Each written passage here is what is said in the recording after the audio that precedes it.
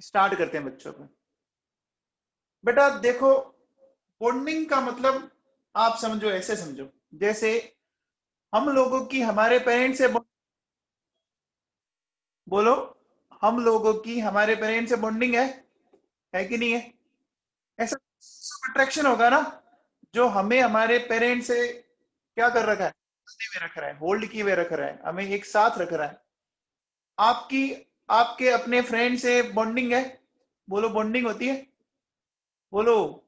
Bonding का मतलब ऐसा नहीं है कि आपने दो चीजों को आपस में एक दूसरे से रस्सी से जोड़ दिया। समझ रहे हैं मेरी बात? क्या आपको आपके पेरेंट्स से रस्सी के साथ जोड़ा हुआ है क्या? बोलो, ऐसी रस्सी से बांध रखा है क्या? नहीं बांध रखा है ना? बोलो। एक फोर्स काम करता है बच्चों, है ना? समझ में आ रही? जैसे देखो बेटा, अपन अपन केमिस्ट्री के अकॉर्डिंग बात करें, जैसे देखो बेटा ये H2 है ना? तो ये दोनों हाइड्रोजन एटम के बीच में, है ना, इनके बीच में जो फोर्स काम कर रहा है ना, जो इनको आपस में होल्ड किए हुए रख रहा है, जैसे देखो बच्चों NaCl, है ना? तो इस NaCl के स्ट्रक्चर में अगर मैं इसको थोड़ा ऐसे दिखा दूं, इनके बीच में जो फोर्स है ना, या जैसे मैं बोलूं H2O, ठीक है बेटा? तो H2O के स्ट्रक्चर में इनके बीच में जो ये फोर्स लग रहा है, इनके बीच में जो ये फोर्स लग रहा है, जो फोर्स इन एटम्स को आपस में होल्ड किए हुए रख रहा है ना, उसी फोर्स को क्या बोलते हैं बच्चों? Chemical bond. समझ में आया? जैसे ऐसा कोई फोर्स होगा जो आपको आपके पेरेंट्स से जुड़े हुए रख रहा है, आपको आपके फ्रेंड से जुड़े हुए रख रहा है, ठीक है ना? तो बेटा देखो, डेफिनेशन क्या लिखेंगे? The force of attraction which is responsible for holding of two atoms together is known as chemical bond। ठीक है? क्या डेफिनेशन सबको समझ में आई? किसी को डेफिनेशन में दिक्कत है बच्चों? The force of attraction which is responsible for holding of two atoms together is known as chemical bond। Okay बच्चों? अब बेटा देखो, अपन एकदम क्या करते हैं, सिंपल सा एटम मॉलिक्यूल लेते हैं H2, है ना बेटा? तो आप मुझे बताओ बेटा, हाइड्रोजन का एटॉमिक नंबर क्या है? 1 है ना बेटा? अब देखो बेटा सुनो, ये मैंने एक हाइड्रोजन का एटम इधर ले लिया और एक हाइड्रोजन का एटम मैंने इधर ले लिया, ठीक है बच्चों? दिखा दिया, ठीक है? अब एक चीज बताओ बच्चों मेरे को, आप आ, अगर मैं आपसे ये पूछूं कि बताओ, ये न्यूक्लियस न्यूक्लियस है, ठीक है? ये इलेक्ट्रॉन इलेक्ट्रॉन है, दिख रहा है आपको? है ना? एक बात बताओ, जब भी दो एटम एक दूसरे के पास पास आते हैं तो इंटरेक्शन होता है कि नहीं होता है? बोलो बच्चों, जब भी कोई दो एटम एक दूसरे के पास पास आते हैं तो बोलो इंटरेक्शन होता है कि नहीं होता है? होता है ना बच्चों? बोलो, होता है बच्चों? होता है ना? आप अपने किसी फ्रेंड के पास गए, बोलो आपका अपने फ्रेंड से इंटरेक्शन हुआ कि नहीं हुआ? हुआ ना? तो बेटा जब ये दोनों एटम एक दूसरे के पास पास आए, ठीक है ना, तो एटम में कैसे कैसे आपका इंटरेक्शन होगा? देखो, दोनों की न्यूक्लियस न्यूक्लियस के बीच में, दोनों के इलेक्ट्रॉन इलेक्ट्रॉन के बीच में। अच्छा ये भी तो हो सकता है ना बेटा? देखो क्या, कि इसकी न्यूक्लियस इसके इलेक्ट्रॉन और इसकी न्यूक्लियस और इसके इलेक्ट्रॉन, है ना बच्चों? समझ में आया? देखो किस किस के बीच में, ध्यान से सुनना। देखिए, न्यूक्लियस न्यूक्लियस के बीच में, ठीक है? फिर अपन कह सकते हैं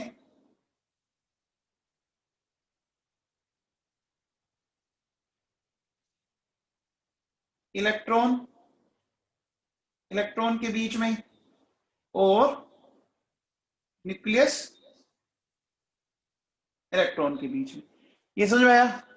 दोनों की न्यूक्लियस, दोनों के इलेक्ट्रॉन, और न्यूक्लियस और इलेक्ट्रॉन। ये समझ में आया बच्चों? बोलो। अब मुझे बताओ, बताओ न्यूक्लियस न्यूक्लियस और इलेक्ट्रॉन इलेक्ट्रॉन, इनके बीच में कौन सा फोर्स काम करेगा?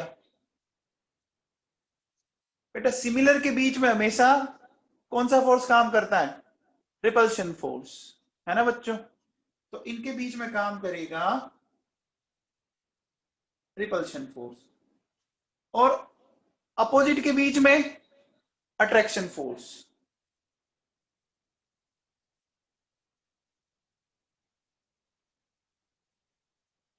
अच्छा बताओ, अब एक चीज समझना, जो मैं समझा रहा हूं ध्यान से सुनना बेटा। देखो,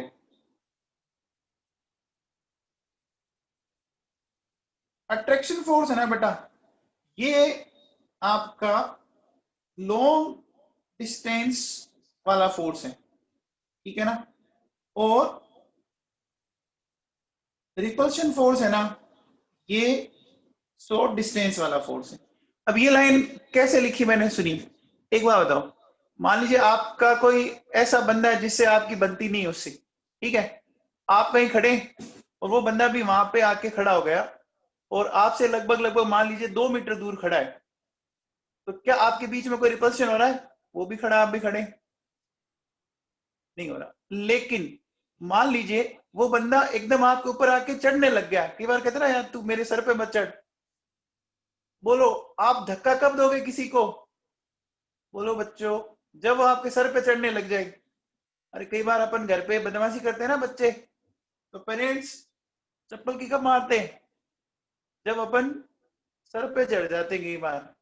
तो बताओ रिपल्शन कब होता है? जब एकदम शॉर्ट डिस्टेंस आ जाए, एकदम ही पास पास आ जाए, तब जाके होता है ना बेटा। लड़ाई तभी होती है ना, या रिपल्शन तभी होता है ना, जब क्या होता है बच्चों, डिस्टेंस बहुत कम हो जाए। भाई जैसे आप यहाँ खड़े हो, अब आपका कोई भी मान लो दुश्मन है, वो कहीं ना कहीं तो बैठा होगा ना, तो क्या अभी आप लड़ थोड़ी ना हो, वो वहां बैठा आप यहाँ बैठे हो। वो कब हो सकती है? जब एक दूसरे से मिले, एक दूसरे के ऊपर आप चढ़ने लग गए, है ना, एक दूसरे को, है ना? तो ये समझ में आई लाइन? लाइन समझ में आई? अट्रैक्शन फोर्स लॉन्ग डिस्टेंस में काम करेगा। अब देखो बच्चों, क्या ये डायग्राम समझ में आया इतना आपको? ये डायग्राम समझ में आया? ठीक है।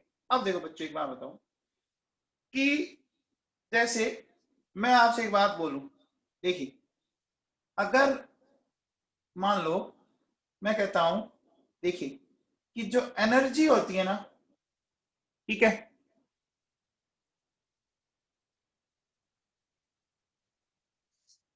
एनर्जी जो होती है, ठीक है, एनर्जी और स्टेबिलिटी दोनों एक दूसरे के उल्टी चलती है बच्चों। समझ आ रही बात?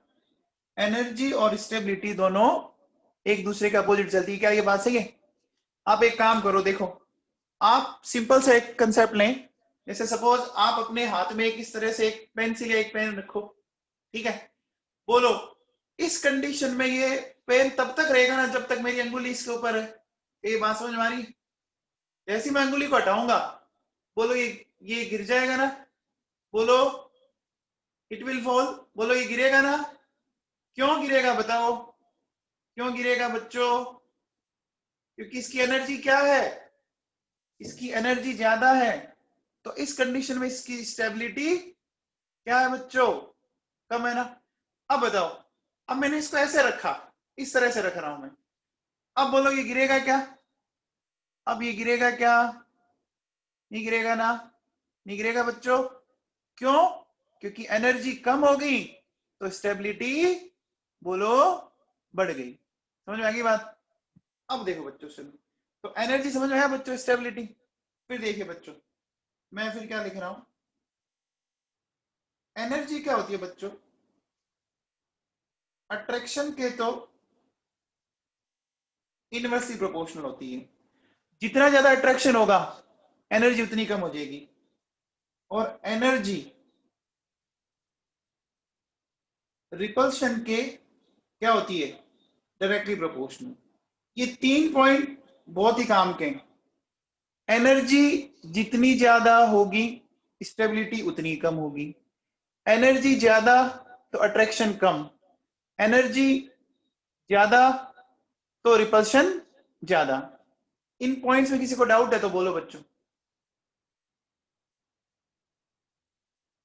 किसी को कोई डाउट है तो बोलो। यहां तक कोई डाउट है डेफिनेशन में?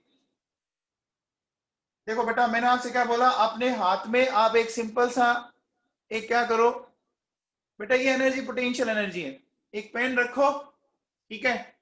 आप मुझे एक बात बताओ, चलो, आपने कभी खड़े खड़े नींद ली? आप स्टैंडिंग पोजीशन में नींद ले सकते हैं क्या? नहीं ले सकते। अच्छा, क्यों नहीं ले सकते? क्यों नहीं ले सकते बताओ, क्यों नहीं ले सकते? क्योंकि बेटा, अगर आपने खड़े खड़े नींद ली तो आप समझ रहे हैं कि उस कंडीशन में आपकी एनर्जी ज्यादा होगी ना। एनर्जी ज्यादा होगी तो आप क्या हो जाओगे, नींद आते ही, है ना, क्या होगा भैया, धड़ाम से नीचे आ जाओगे। अच्छा, अब बताओ, अगर आप लेटे लेटे नींद ले रहे हो तो उस टाइम आपकी स्टेबिलिटी ज्यादा है ना, स्टेबिलिटी ज्यादा है ना बच्चों, बोलो क्यों? ऐसा क्यों? एनर्जी कम है, समझ में आ गई बात? बोलो।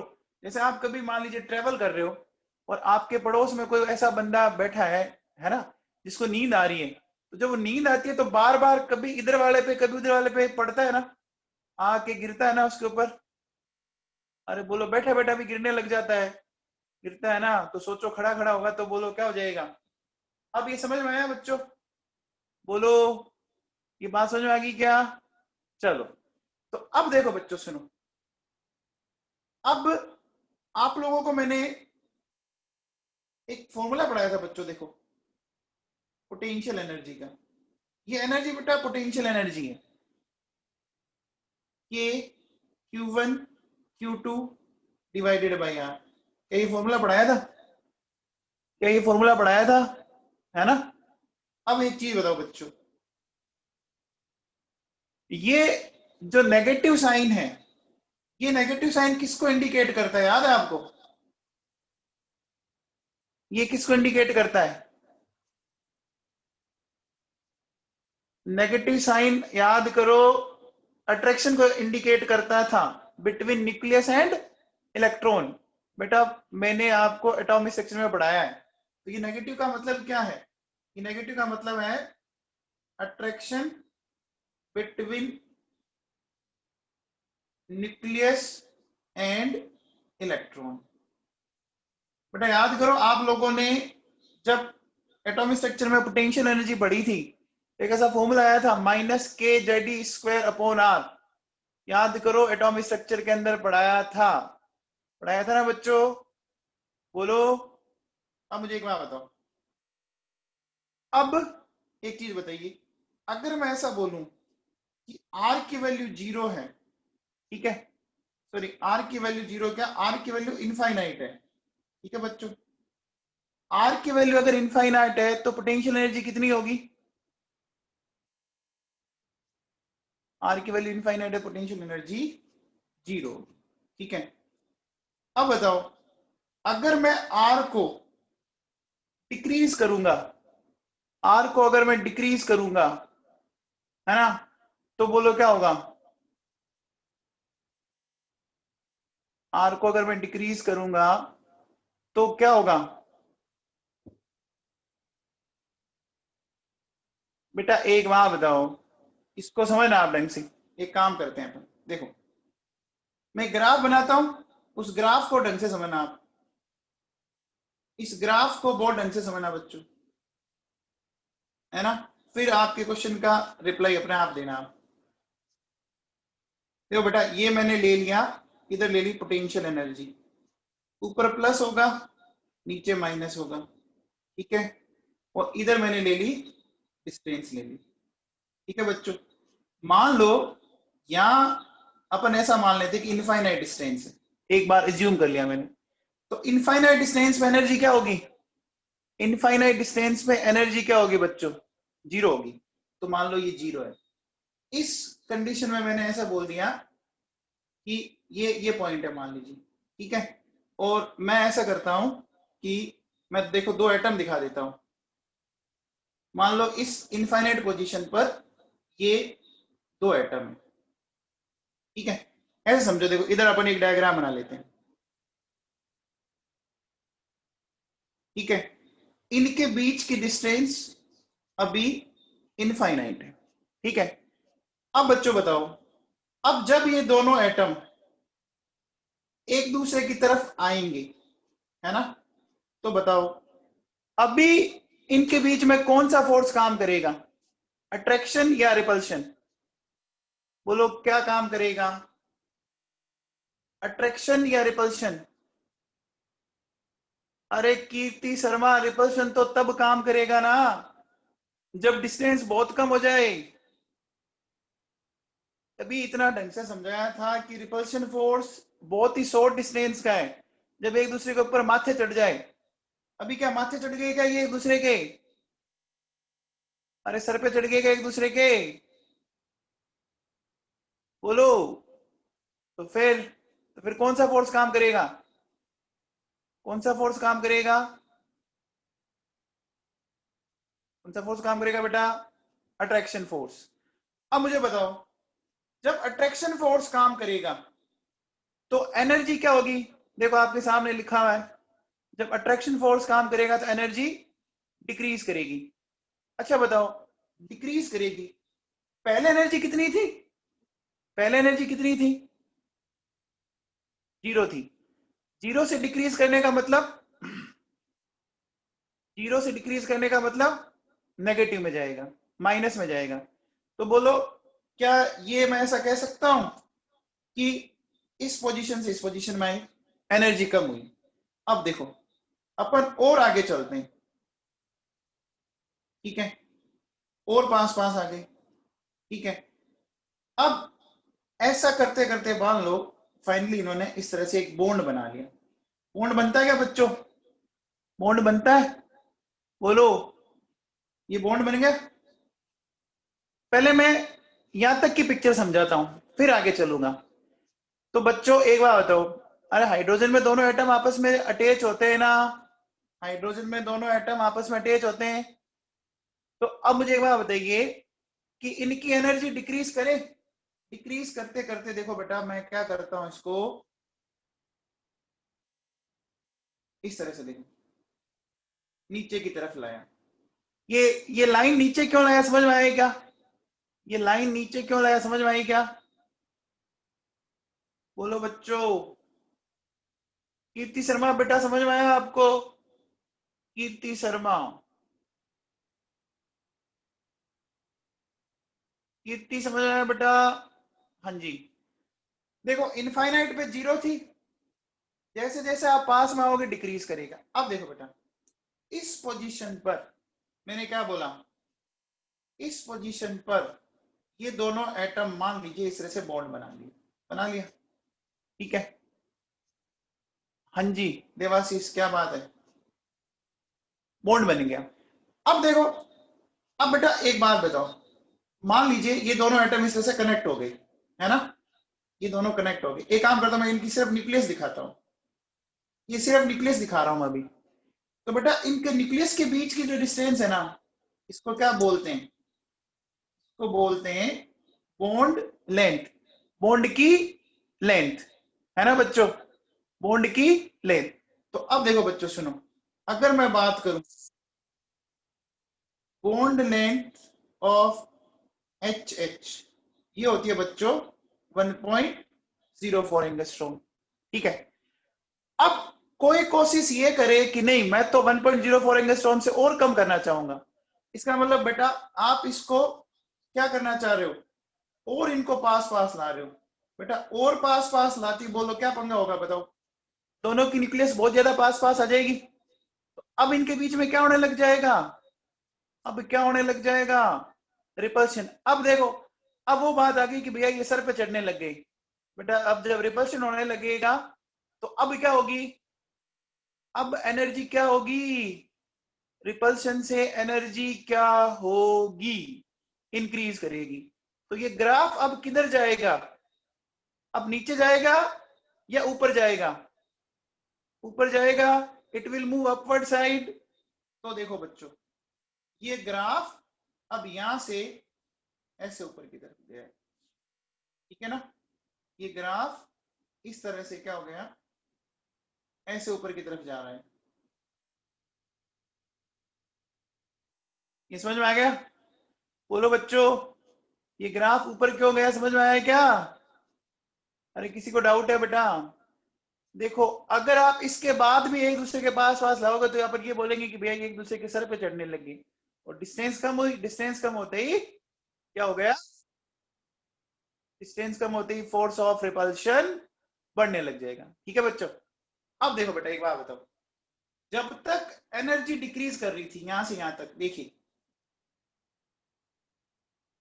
तो मैं ऐसा कह सकता हूं कि force of attraction force of repulsion से क्या था, ज्यादा था। ये बात सही है? अट्रैक्शन ज्यादा था तभी तो हो रहा है ना। अच्छा, अब बताओ, इस पॉइंट के बाद जैसे जैसे आप ऊपर गए, अब बताओ इस पॉइंट के लिए क्या बोलोगे, कौन ज्यादा है? अब कौन ज्यादा, रिपल्शन या अट्रैक्शन? रिपल्शन। तो क्या मैं ऐसा बोल सकता हूं? बोल सकता हूं। तो बताओ बेटा, इस पॉइंट पर फिर क्या हुआ, एक बार वो ज्यादा, एक बार ये ज्यादा, तो बीच वाला पॉइंट क्या हुआ? वेरी गुड, बीच वाले पॉइंट पे दोनों इक्वल आ गए, और इसी स्टेट को अपन बोलते हैं बच्चों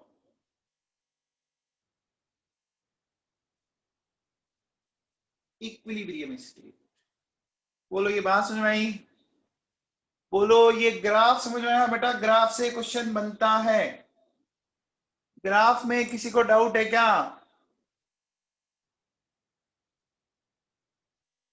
बोलो बच्चों।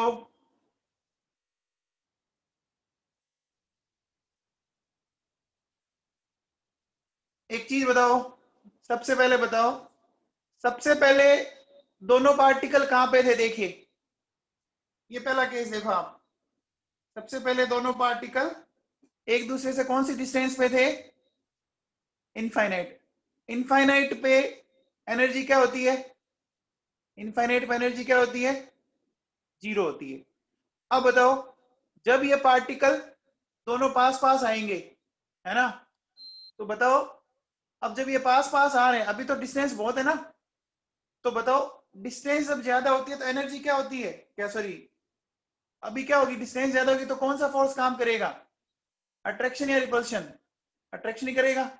अच्छा, अट्रैक्शन से एनर्जी क्या होगी, अट्रैक्शन से एनर्जी क्या होगी, डिक्रीज।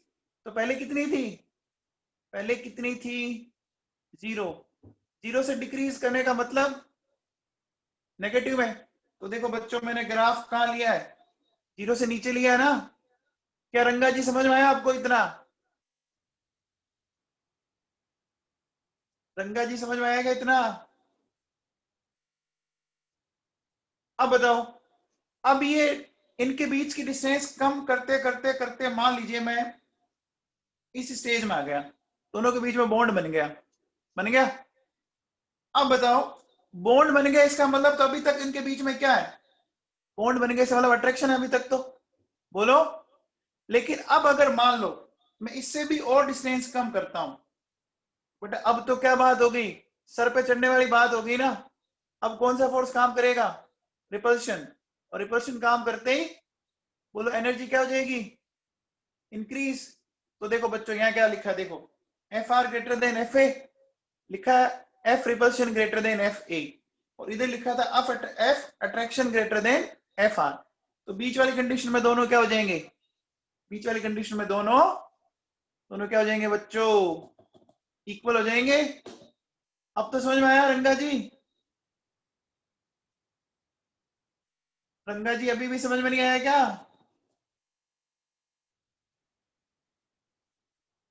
बेटा यहां तक देखो, मैंने अभी तक सिर्फ बॉन्ड की डेफिनेशन एक्सप्लेन की आपको, बॉन्ड की डेफिनेशन एक्सप्लेन की है।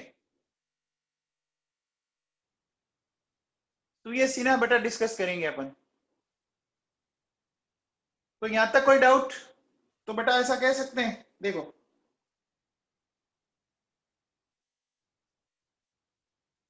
रीजन ऑफ बॉन्ड फॉर्मेशन क्या, पहला अपन कह सकते हैं कि व्हेन टू एटम अप्रोच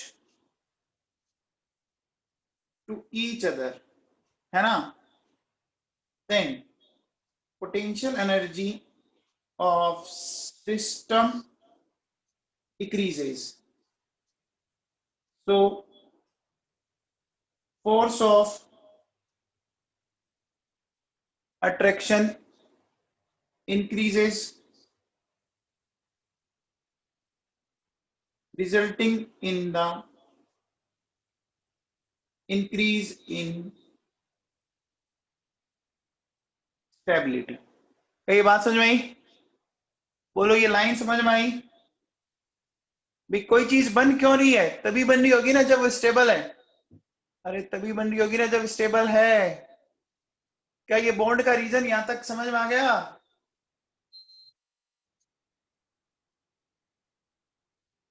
बोलो बच्चों।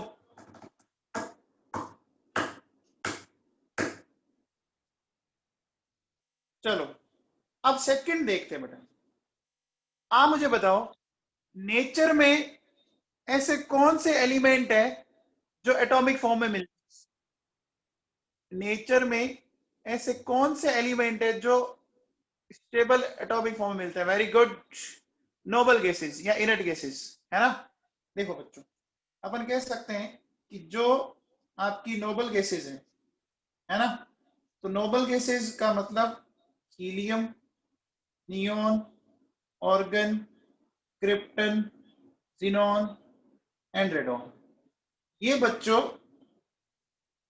एटॉमिक फॉर्म में मिलती है। अब बेटा थोड़ा सा अगर आप लोगों ने पढ़ा हो तो ऐसा क्यों होता है बताओ? बताओ इनर्ट गैसेस के वैलेंस ऑर्बिट में कितने इलेक्ट्रॉन होते हैं, कौन बताएगा?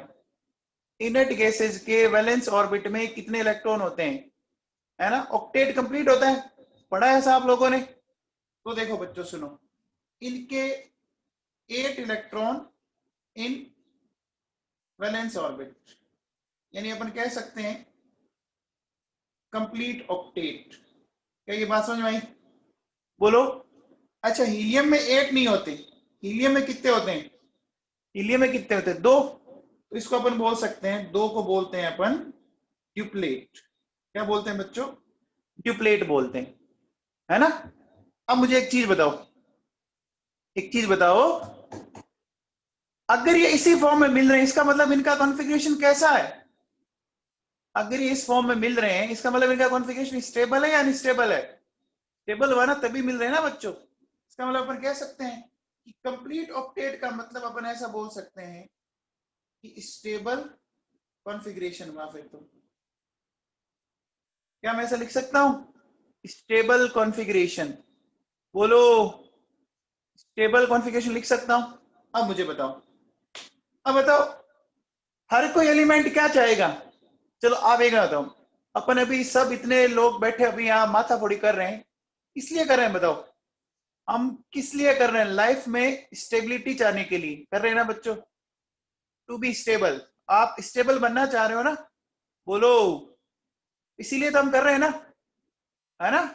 हमारा फ्यूचर बेटर हो, हमारी लाइफ में स्टेबिलिटी आ जाए।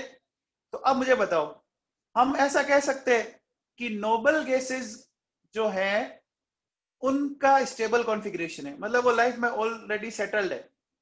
तो बताओ अदर एलिमेंट भी फिर कैसे बनना चाहेंगे?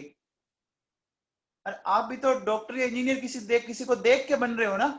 आपके घर में मम्मी पापा को देखा होगा आपने, आपके भाई को देखा होगा आपने, किसी फ्रेंड को देखा होगा, है ना बेटा। बोलो, तो अदर एलिमेंट भी क्या ट्राई करेंगे कि वो किस जैसा बन जाए, किस जैसे बन जाए? बोलो, नोबल गैस जैसे बन जाए। तो देखिए बेटा, अपन ऐसा कह सकते हैं, अपन ऐसा कह सकते हैं कि due to stable configuration of inert gases, all elements try to become similar to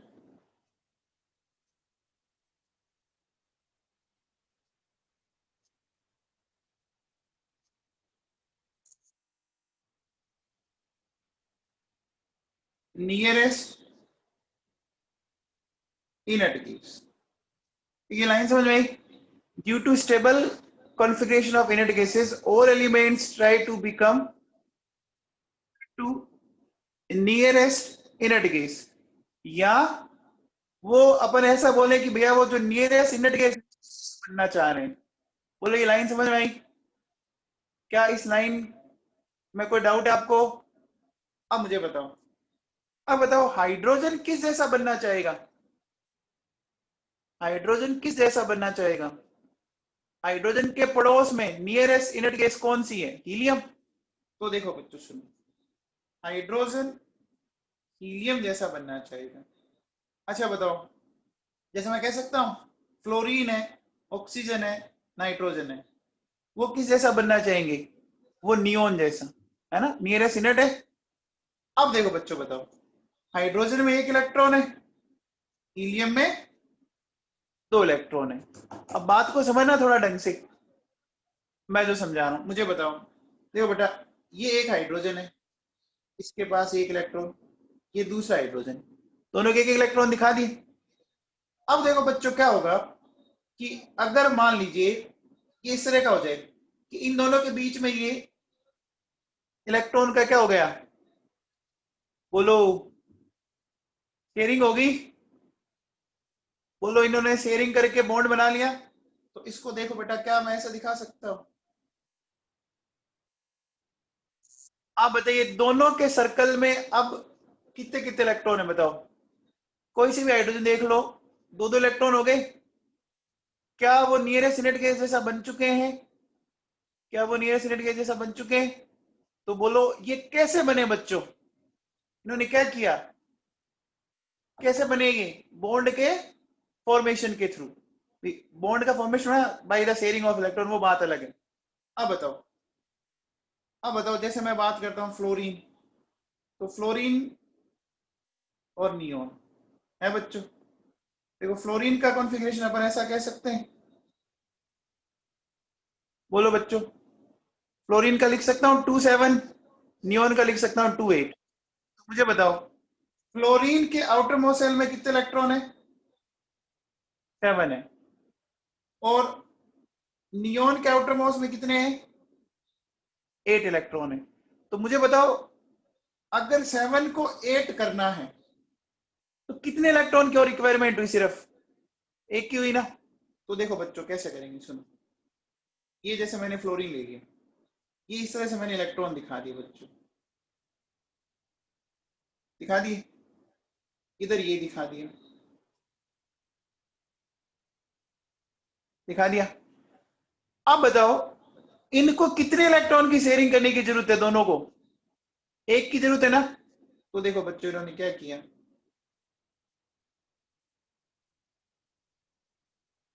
ऐसा कर लिया, और इनके बीच में ये एक बॉन्ड बन गया। बन गया क्या? है ना? बोलो, ये बॉन्ड बन गया बच्चों। ये समझ में आ गया? फ्लोरीन समझ में आया आपको?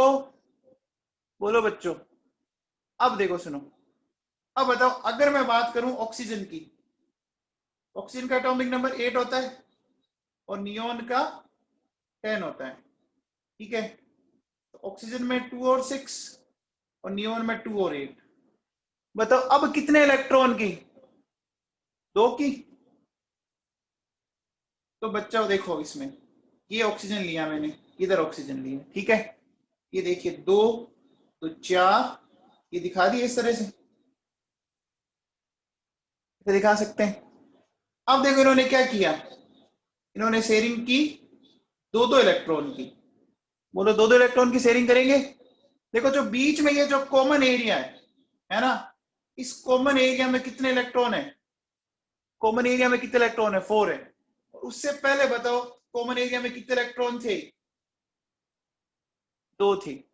तो बेटा अब बताओ, मैं ऐसा कह सकता हूं, ऐसा कह सकता हूं कि ये बात समझ में आई? बताओ फ्लोरीन फ्लोरीन के बीच में कितने बॉन्ड बने? 1। और ऑक्सीजन ऑक्सीजन के बीच में 2। ठीक है। अब बताओ एक लास्ट एग्जांपल ले लेते हैं, नाइट्रोजन। तो नाइट्रोजन,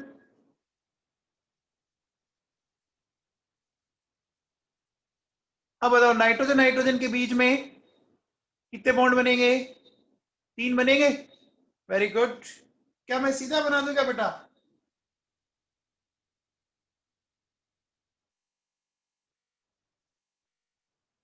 कैसा बना सकते हैं? क्या ऐसा बना सकते हैं? ये बात समझ में आई?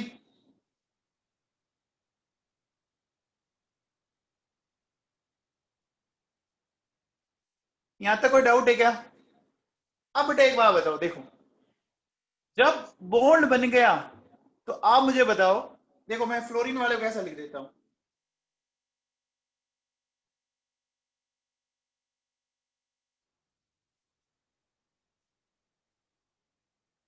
ऑक्सीजन वाले को मैं ऐसा लिख देता हूं।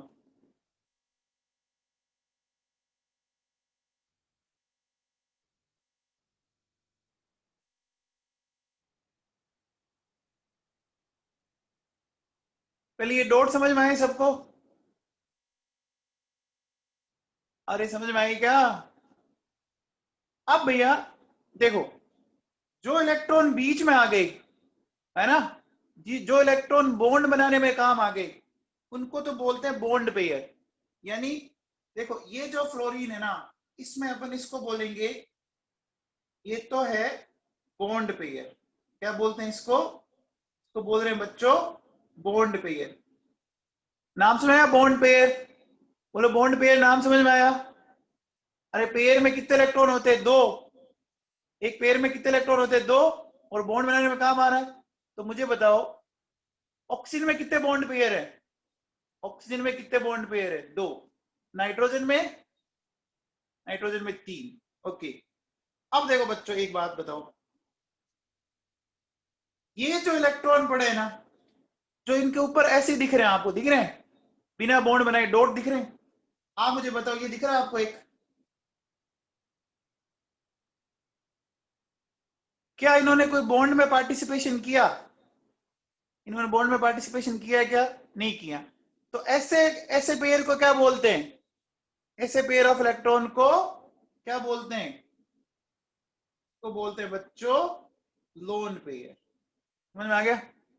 तो श्रिया रेप्सवाल, श्रिया रेप्सवाल बताओ बेटा, ऑक्सीजन के मॉलिक्यूल में हर ऑक्सीजन पर कितने लोन पेयर हैं? ऑक्सीजन के मॉलिक्यूल में हर ऑक्सीजन पर कितने लोन पेयर हैं? 2। अच्छा फ्लोरीन में कितने लोन पेयर हैं? फ्लोरीन में हर फ्लोरीन एटम पर कितने? 3 है। क्या इतना समझ में आया सबको? इतना समझ में आया सबको? बोलो, यहां तक कोई डाउट? पक्का? ठीक है। तो अब मुझे बताओ, एक बात बताओ, जैसे देखो ये सोडियम है और ये फ्लोरीन है, और इनके बीच में हमारी नियोन है। ठीक है। अब मुझे बताओ कि सोडियम और फ्लोरीन दोनों ही किस जैसा बनना चाहेंगे? सोडियम और फ्लोरीन दोनों नियोन जैसा। अब बच्चों देखो सुनो, सोडियम का है 281, इसका है 28 और इसका है 27। हाँ मुझे बताओ सोडियम को क्या करना है? नियोन जैसा बनना है।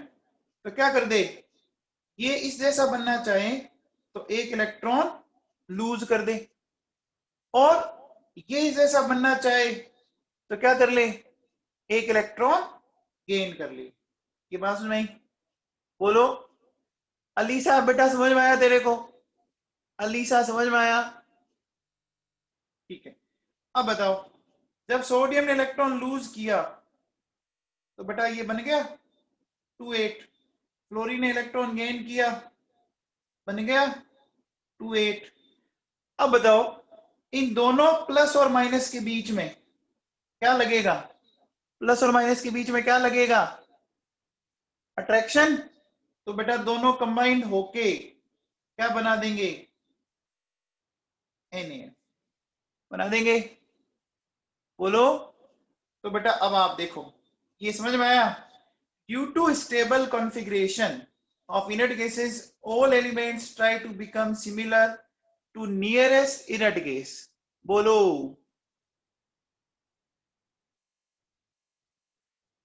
बोलो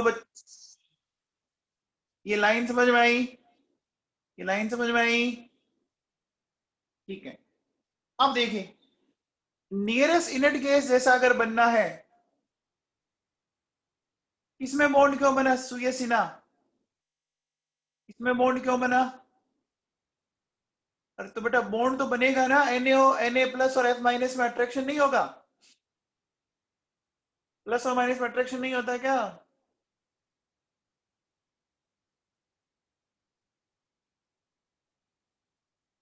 अरे बॉन्ड क्या है? सिंपली अट्रैक्शन है बेटा। तो ये सीना नहीं समझ आई बात?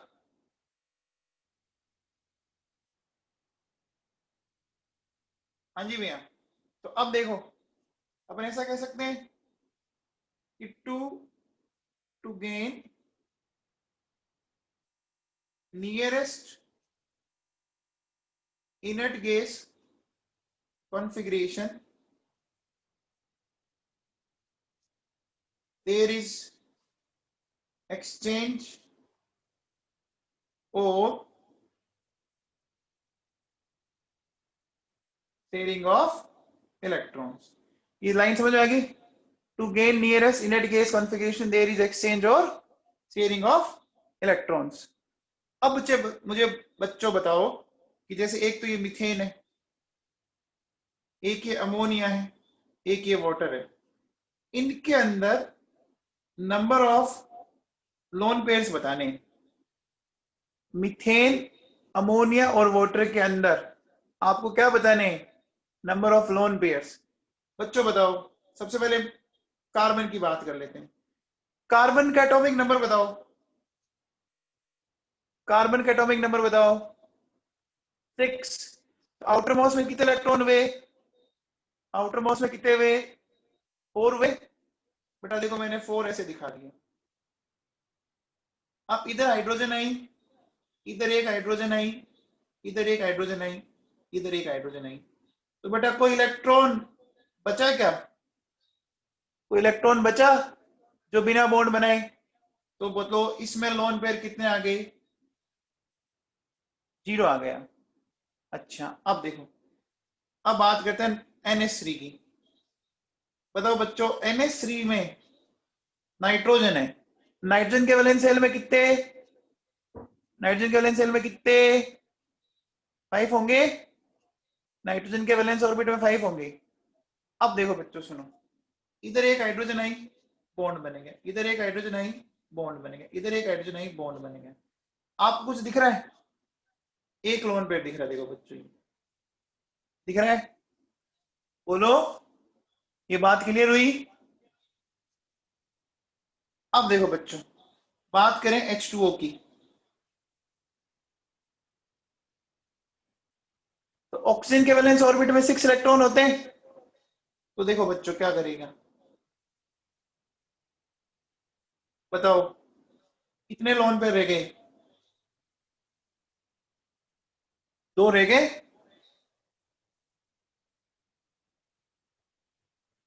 अच्छा बॉन्ड पेयर तो आप समझ ही रहे हो।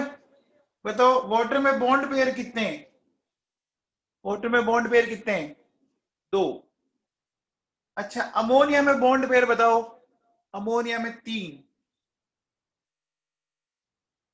मीथेन में बॉन्ड पेयर बताओ। 4। बच्चों समझ में आ गया?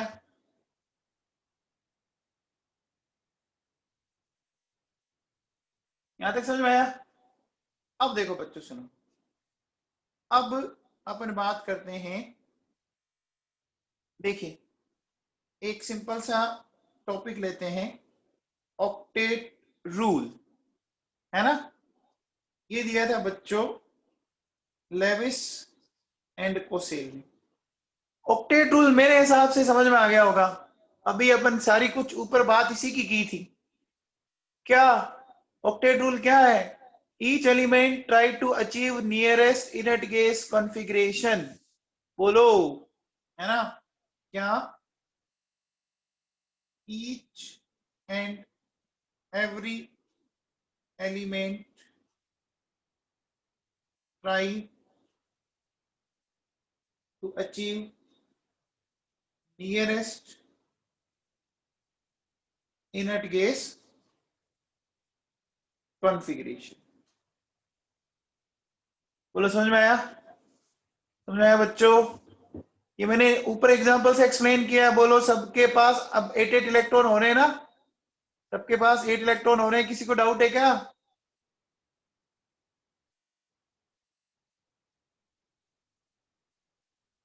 देखो बच्चों, वाटर में आप ऑक्सीजन पे टोटल इलेक्ट्रॉन काउंट करो। देखो वाटर में आप मुझे बताओ, आपने कितने लोन पेयर कितने बॉन्ड पेयर बताए? कितने लोन पेयर कितने बॉन्ड पेयर बताए? दो दो बताए। अच्छा, एक पेयर में कितने इलेक्ट्रॉन होते हैं? एक पेयर में दो। तो मुझे बताओ टोटल पेयर कितने? चार है क्या यहाँ पे? दो लोन पेयर, दो बॉन्ड पेयर, टोटल 8 हो गई क्या? हो गई। अब मुझे बताओ अमोनिया में लोन पेयर और बॉन्ड पेयर मिला के टोटल पेयर बताओ। टोटल पेयर कितने हैं? 4। अगेन 8 इलेक्ट्रॉन हो गए। बताओ मीथेन में भी बताओ कितने? मीथेन में बताओ कितने? 4। तो 8 इलेक्ट्रॉन हो गए। ऑक्टेट समझ में आया क्या? ऑक्टेट समझ में आया बच्चों? अब देखो बच्चों, सुनो, ऑक्टेट रूल से ज्यादा इंपॉर्टेंट है इसके एक्सेप्शंस।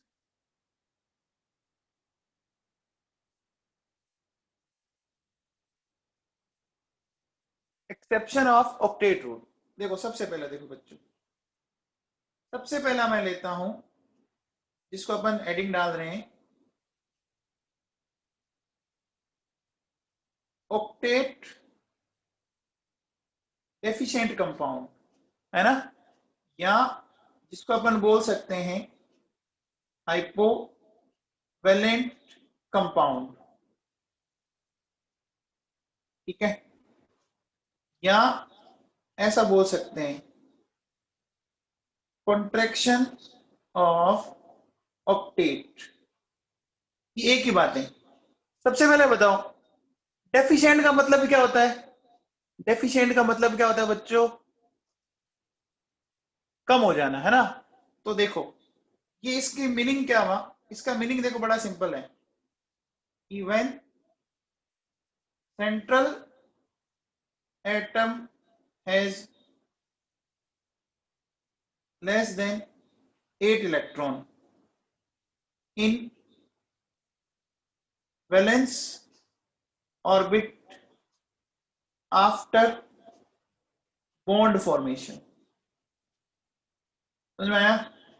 बॉन्ड का फॉर्मेशन करने के बाद अगर उसके पास, ठीक है, इतने इलेक्ट्रॉन रह गए, लेस देन 8 इलेक्ट्रॉन अगर रह गए, तो वो ऑक्टेट से कम हो गए ना बच्चों? ऑक्टेट से कम हो गए ना? अब मैं एग्जांपल्स देता हूं बच्चों, सुनो। एग्जांपल्स से समझ में आ जाएगी ये चीज। देखो बच्चों, ये बेरिलियम हाइड्राइड है। आप बताओ आपको इसमें कितने बॉन्ड पेयर दिख रहे हैं? कितने बॉन्ड पेयर? दो। तो इलेक्ट्रॉन कितने हुए? 4 ही हुए ना? क्या ऑक्टेट कंप्लीट है इसका? क्या ऑक्टेट कंप्लीट है निहाद आदिच? ऑक्टेट कंप्लीट है क्या? नहीं है ना? अच्छा, अब बताओ BeF2। अगेन, अच्छा सेंट्रल एटम समझ गए? सेंट्रल एटम तो समझ गए होंगे ना, जो सेंटर में है। अब बताओ इस बेरिलियम ने कितने बॉन्ड बनाए? बेरिलियम ने कितने बनाए? दो। तो 4 इलेक्ट्रॉन ही हुए ना बच्चों? ठीक है। अब मुझे बताओ, जैसे मैं कहता हूं कि मेरे पास है PCl3, बोरोन। तो बेटा बोरोन जो बॉन्ड बना रहा है,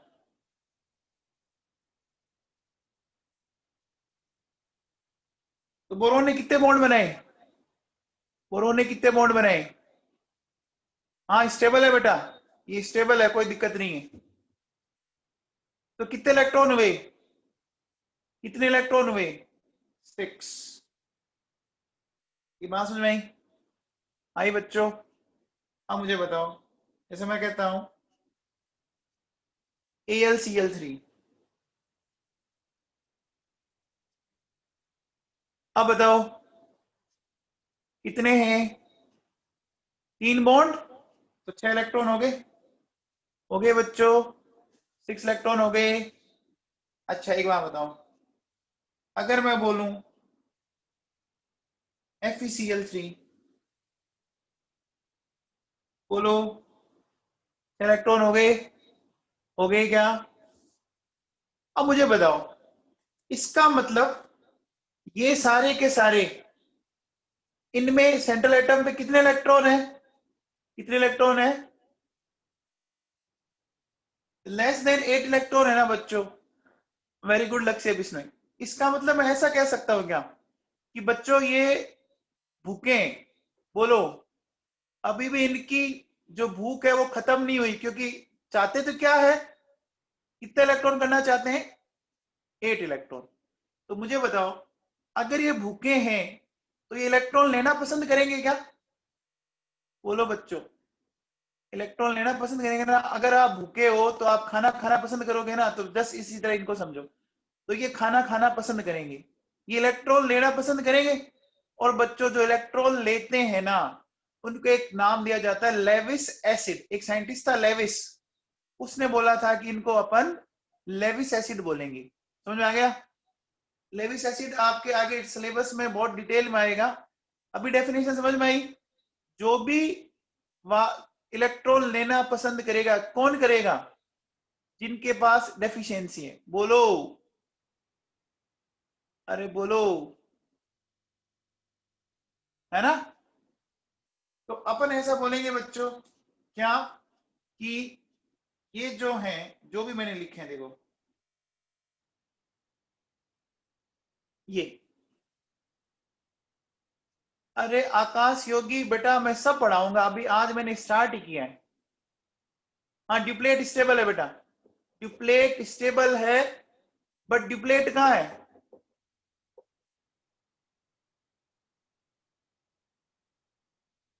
अरे बहुत हैं, विनम्र जोशी 4 बॉन्ड भी होंगे, किसने बोला 4 बॉन्ड नहीं होते? बॉन्ड तो बहुत ज्यादा होते हैं। ये बताया था ना, CH4 में कितने बॉन्ड बनाए थे?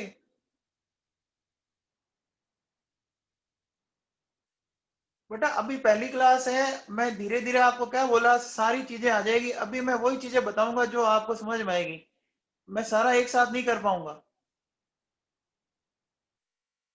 अभी बॉन्डिंग स्टार्ट हुआ है बेटा, अभी तो कुछ नहीं हुआ है, आपके सारे क्वेश्चन डे बाय डे अपने आप सोल्व होते जाएंगे।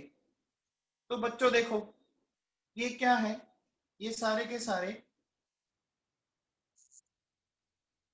ऑक्टेट डेफिशिएंट कंपाउंड है, ठीक है? तो इनकी जो टेंडेंसी होती है, टेंडेंसी टू गेन इलेक्ट्रॉन्स, है ना? तो इसलिए इनको क्या नाम देंगे? लेविस एसिड बोलेंगे, ठीक है? ये आगे थ्योरी पढ़ाऊंगा मैं पूरी, लेविस एसिड। ये समझ में आया बच्चों? तो मुझे बताओ, लेविस एसिड क्या वे? लेविस एसिड इलेक्ट्रॉन को गेन करने वाले वे। तो बेटा इलेक्ट्रॉन डोनेट करने वाले क्या होंगे? इलेक्ट्रॉन डोनेट करने वाले क्या होंगे? बेस हो सकते हैं, बोलो, बेस हो सकते हैं। एक बात बताओ, आप मुझे बताओ, ये मीथेन, अमोनिया और वाटर आपके सामने दिख रहे हैं, किसमें इलेक्ट्रॉन पड़े भैया? फ्री इलेक्ट्रॉन पड़े, लोन पेयर पड़े, बताओ किन किन में लोन पेयर पड़े? NH3 वाटर में पड़ेगा? अरे पड़ेगा। तो क्या ये डोनेट कर सकते हैं? क्या ये दे सकते हैं? तो अगर ये दे सकते हैं तो इनको अपन क्या बोल सकते हैं? इनको क्या बोल सकते हैं? Lewis base. अब इससे ज्यादा दिमाग मत लगाना आगे, है ना? आगे पूरी थ्योरी आएगी, मैं पढ़ाऊंगा, ठीक है ना। इनके पास एक्स्ट्रा एक बात दो बच्चों, कोई भी बंदा, जैसा अगर ऐसा बोला जाए कि वो बैंक में रुपए डाले या किसी गरीब की हेल्प करे, वो कब करेगा? जब उसके पास एक्स्ट्रा में पैसे पड़े हो। बोलो, अरे तभी करेगा ना। बोलो, ये बात समझ में आई बच्चों? यहां तक किसी को कोई डाउट है? ऑक्टेट एफिशिएंट समझ में आया? Octet efficient. चलिए, तो बेटा इस चैप्टर को थोड़ा सीरियसली पढ़ना है हमें, ठीक है ना। कल अपन इससे आगे लेंगे बेटा।